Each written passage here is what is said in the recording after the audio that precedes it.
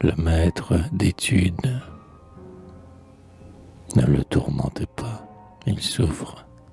Il est celui sur qui, jusqu'à ce jour, pas le rayon à lui. Ah, ne confondez pas l'esclave avec le maître.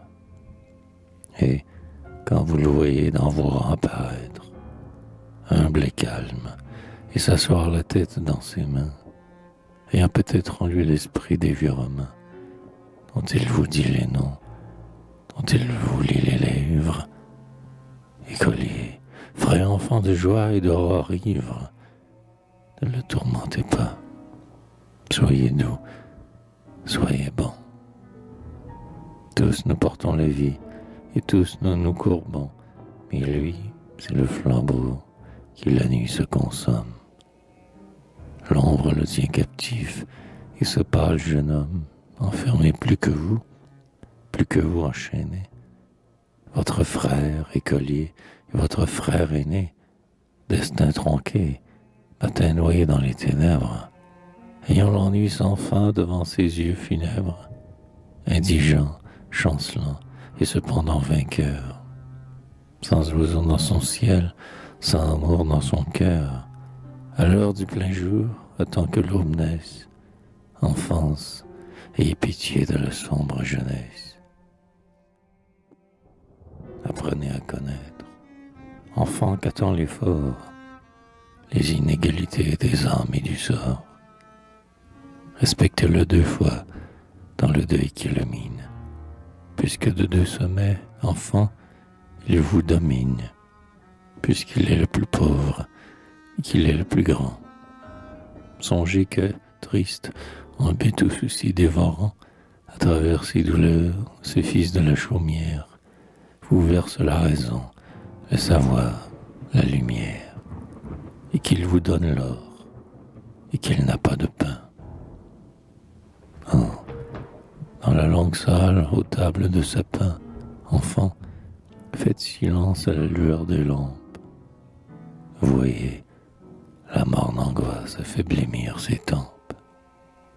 Songez qu'il saigne, hélas, sous ses pauvres habits. L'herbe qu'amord la dent cruelle des brebis, c'est lui, vous riez, vous, et vous lui rongez l'âme. Songez qu'il agonise, amer, sans air, sans flamme, que sa colère dit, plaignez-moi, que ses pleurs ne peuvent pas couler devant vos yeux railleurs. Aux heures du travail, votre ennui le dévore. Aux heures du plaisir, vous le rongez encore. Sa pensée, arrachée, froissée, est à vous. Et, pareil au papier qu'on distribue à tous, page blanche d'abord, devient lentement noire. Vous feuilletez son cœur, vous videz sa mémoire. Vos mains, jetant chacune un bobri, un trouble mot, et retirant l'idée en lui desquels éclos, tout en même temps dans son esprit, écrivent. Si des rêves, parfois, jusqu'à son front arrivent, vous répandez votre encre à flot sur cet azur. Vos plumes, tas d'oiseaux hideux au vol obscur, de leur mille becs noirs lui fouillent la cervelle. Le nuage d'ennui passe et se renouvelle. Dormir, il ne le peut. Penser, il ne le peut. Chaque enfant est un fil dans son cœur sans le nœud.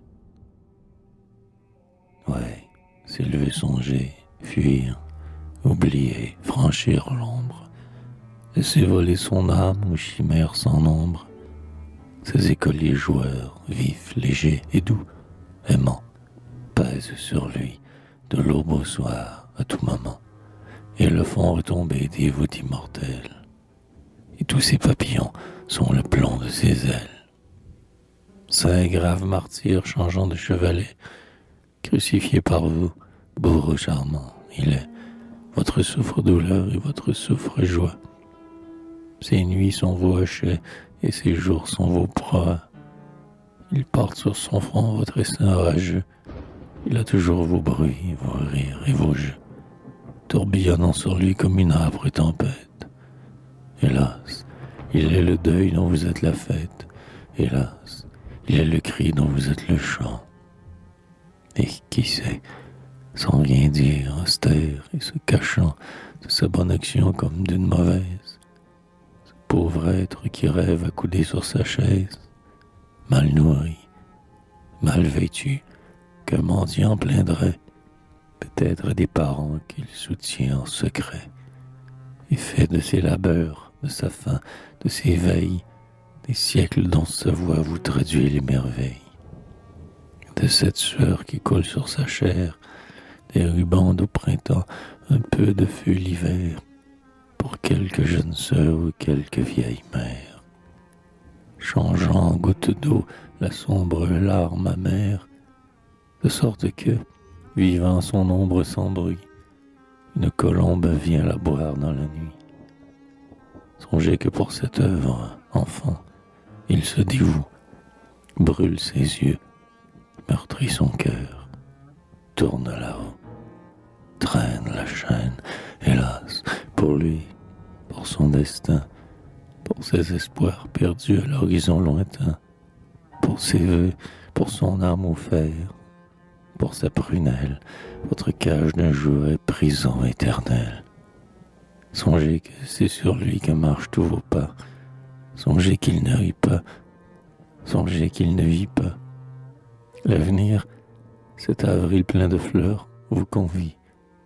Vous vous envolerez demain en pleine vie. Vous sortirez de l'ombre. Il restera. Pour lui, demain sera muet et sourd comme aujourd'hui. Demain, même en juillet, sera toujours décembre. Toujours les trois préaux, toujours la pauvre chambre. Toujours le ciel glacé, gris, blafard, pluvieux. Et quand vous serez grand, enfant, il sera vieux. Et si quelque vent ne souffle et ne l'emporte, toujours il sera là, seul sous la sombre porte, gardant les beaux enfants sous son mur redouté, ayant tout de leur peine et rien de leur gaieté. Oh, que votre pensée aime, console, encense ce sublime forçat du bagne d'innocence. Pesez ce qu'il prodigue avec ce qu'il reçoit.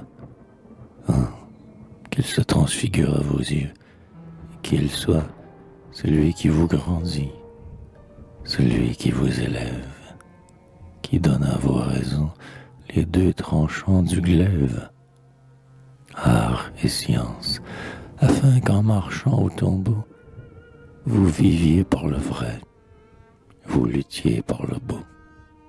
Oh, qu'il vous soit sacré dans cette tâche auguste, de conduire à l'utile, au sage, au grand, au juste, vos âmes en tumulte à qui le ciel sourit. Quand les cœurs sont troupeaux, le berger est esprit. Et pendant qu'il est là, triste, et que dans la classe, un chuchotement vague endort son âme lasse, oh, des poètes purs entr'ouverts sur vos bancs, qu'ils sortent, dans le bruit confus des soirs tombants. Qu'ils sortent de Platon, qu'ils sortent d'Euripide, et de Virgile, s'égarant du vers limpide, et d'Échille, lion du drame monstrueux, et d'Horace et d'Homère à demi dans les cieux. Qu'ils sortent, pour sa tête aux saints travaux baissés, pour l'humble défricheur de la jeune pensée. Qu'ils sortent, pour ce front qui se penche et se fend, sur ce sillon humain qu'on appelle l'enfant. De tous ces livres pleins de haute harmonie, la bénédiction sereine des génies.